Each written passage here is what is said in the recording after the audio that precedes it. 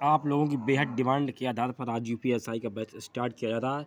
UPSI के batch पूरी complete तैयारी की जाएगी जीएस की, जहां मूल संविधान और विधि को बहुत अच्छे से कवर किया गया है। एक भी टॉपिक को छोड़ा नहीं गया है, बहुत अच्छे से पढ़ाया जाएगा। आप इसको बिल्कुल अच्छे से पढ़िए, पूरी तैयारी, पूरा पेपर फंसेगा इसमें, पूरी 100% तैयारी यहीं पे होगी। स्टार्ट करते हैं। भारत का संवैधानिक विकास,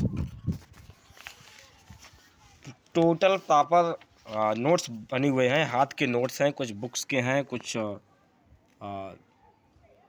पीडीएफ फॉर्म में हैं। तो स्टार्ट करते हैं। भारत का संवैधानिक विकास। तो संवैधानिक विकास स्टार्ट होता है चार्टर 1600 ईस्वी का चार्टर लेख, ईस्ट इंडिया कंपनी की स्थापना।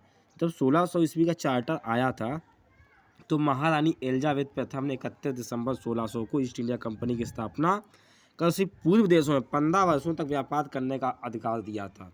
इसी एक्ट के तहत 15 वर्षों तक व्यापार करने का अधिकार दिया था। इसमें 217 भागीदार हुआ करते थे। इसके शिखर पर गवर्नर और उप गवर्नर 24 अन्य सदस्य थे।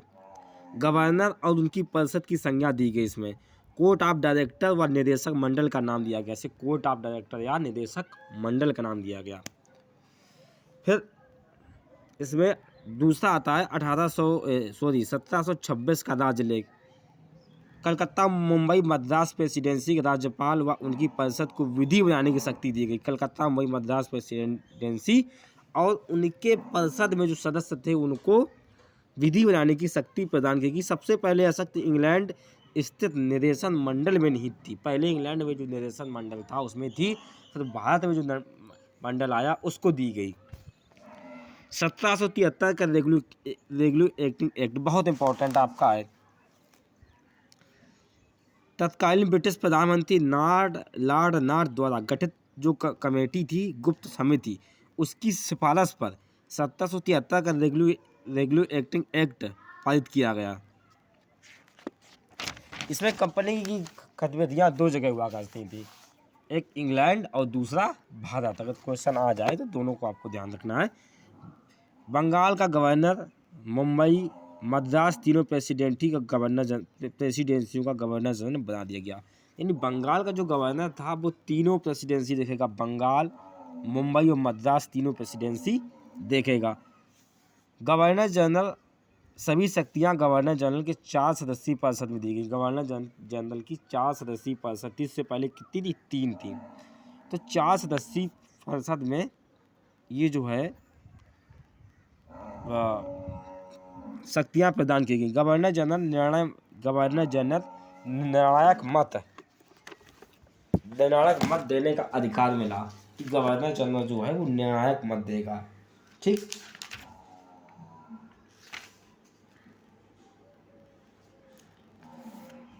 प्रथम गवर्नर जनरल थे वॉरेन हेस्टिंग। 1774 में कलकत्ता में सर्वोच्च न्यायालय की स्थापना इसी एक्ट के तहत हुई थी। ठीक है।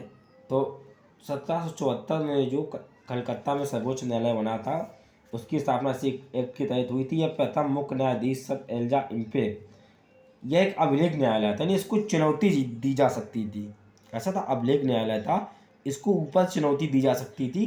कंपनी के कर्मचारियों पर उपहार पर रोक लगा दी गई। यानी कंपनी का कोई भी कर्मचारी उपहार नहीं लेगा। फिर आता है एक्ट ऑफ सेटलमेंट 1781। कलकत्ता सरकार को बंगाल, बिहार, उड़ीसा पर विधि बनाने का अधिकार मिला। यानी अब क्या हुआ, कलकत्ता की जो सरकार थी हमारी, उसे बंगाल, बिहार, उड़ीसा पर विधि बनाने का अधिकार दिया गया। गवर्नर जनरल काउंसिलिंग को सर्वोच्च न्यायालय के अधिकार से मुक्त कर दिया गया।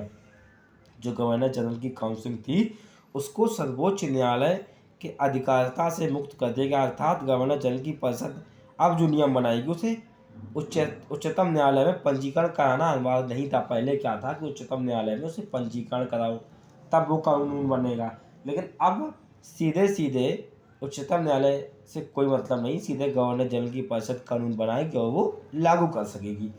East India act 1784। 1773 के दोषों को दूर करने के लिए ईस्ट इंडिया एक्ट 1784 आया। ब्रिटिश ताज का पहला वैधानिक दस्तावेज था। गवर्नर को प्रांतीय सरकार बर्खास्त करने का अधिकार मिला। गवर्नर जनरल को प्रांतीय सरकार बर्खास्त करने का अधिकार मिला। इंग्लैंड अधिकारियों पर मुकदमा चलाने के लिए इंग्लैंड में कोर्ट की स्थापना की गई है। तो उन पर मुकदमा चलेगा भ्रष्टाचार का किसी तरीके का, तो वो कोर्ट इंग्लैंड में स्थापित की गई। उपहार पर रोक लगा दी गई। राजनीतिक और व्यापारिक कार्यों को अलग अलग कर दिया गया। यानी जो राजनीतिक कार्य थे, व्यापारिक कार्य थे, दोनों कार्यों को अलग अलग कर दिया गया। इस अधिनियम के तहत गवर्नर जनरल को देशी राजाओं से युद्ध संधि करने से पूर्व कंपनी के डायरेक्टरों की स्वीकृति लेना अनिवार्य कर दिया गया। यानी अब देशी राजाओं से अगर गवर्नर जनरल अगर कोई संधि करेगा तो कंपनी के डायरेक्टर से उसे अनुमति लेनी पड़ेगी। फिर आगे आता है 1786 का एक्ट। तो गवर्नर जनरल को परिषद सदस्यों के निर्णय को निरस्त करने का अधिकार था। यानी ऐसा था, इसका मतलब ये बनेगा जाके कि अगर गवर्नर जनरल और उसकी परिषद और कोई कानून बनाएंगे, मतभेद है अगर दोनों में, तो गवर्नर जनरल परिषद के जो उसके परिषद में जो सदस्य हैं उनके अधिकारों को मानने के लिए बाध्य नहीं है, उसको निरस्त भी कर सकता है, अपने हिसाब से भी निर्देश दे सकता है। गवर्नर जनरल को प्रधान सेनापति की शक्ति दी गई। यह अधिकार लॉर्ड कॉर्नवालिस पहला गवर्नर जनरल था जिसको यह अधिकार मिला था। 1793 का एक्ट, कंपनी का अधिकार 20 वर्षों के लिए बढ़ा दिया गया और नियंत्रक मंडल बोर्ड ऑफ कंट्रोलर सदस्य के रूप में भारतीय राजस्व से वेतन देने के लिए, यानी वेतन भारतीय राजस्व से दिया जाएगा। सभी कानूनों की व्याख्या करने का अधिकार सुप्रीम कोर्ट को मिला। यानी किसी भी कानून है, अब अगर कोई कानून है उचित या अनुचित है, उसकी व्याख्या का अधिकार, अनुमति तो नहीं लेनी पड़ेगी लेकिन व्याख्या करने का अधिकार सुप्रीम कोर्ट को जरूर मिल गया था इसके तहत। फिर आगे आते हैं 1813 का राज्यलेख।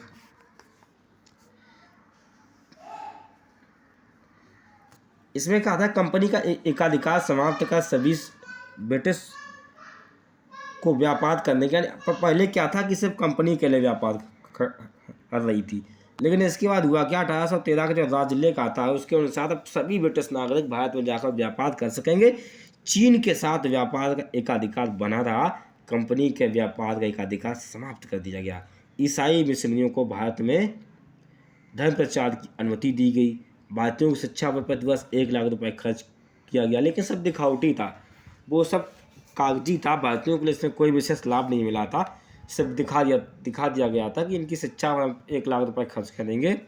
स्थानीय स्वायत्त संस्थाओं को कर वसूलने का अधिकार दिया गया। जो स्थानीय संस्थाएं थी, राज्यलेख कलकत्ता मुंबई मद्रास सरकारों में ब्रिटिश संसद द्वारा अनुमोदन अनिवार्य कर दिया गया।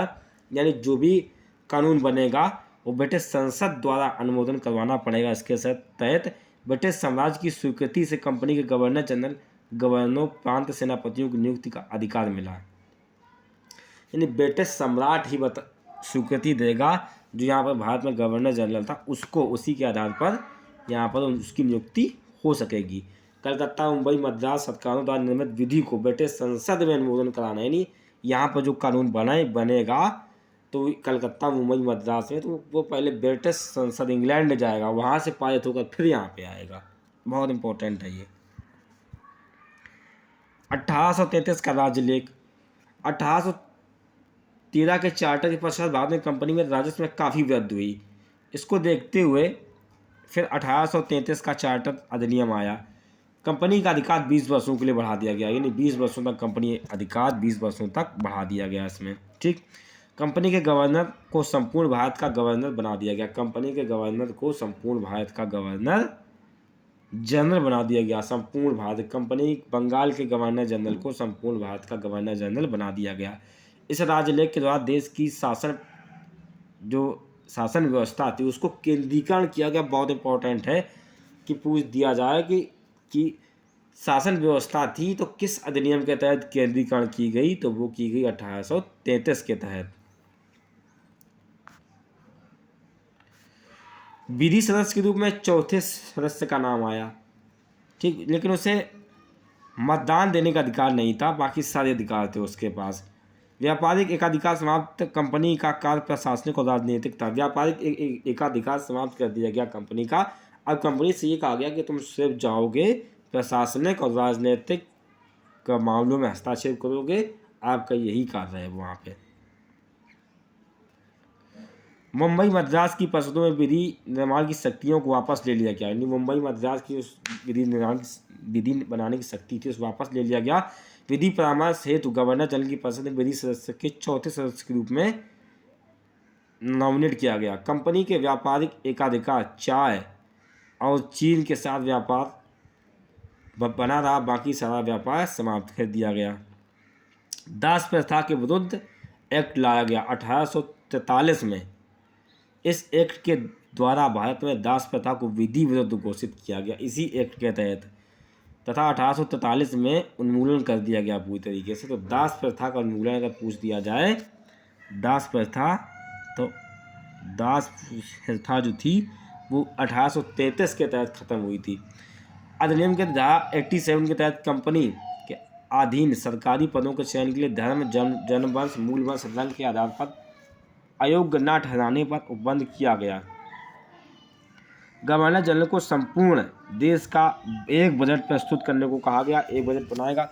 भारत में संविधान निर्माण का आंशिक संकेत यहीं से ही मिलता है कि भारत में संविधान बना है, उसका आंशिक संकेत हमें इसी चार्टर के अधीन मिलता है। देखो इस चार्टर को एक बार फिर सुन लो ध्यान से, बहुत इंपॉर्टेंट है चार्टर ये, क्योंकि इससे बहुत ज़्यादा क्वेश्चन पूछे जाएंगे।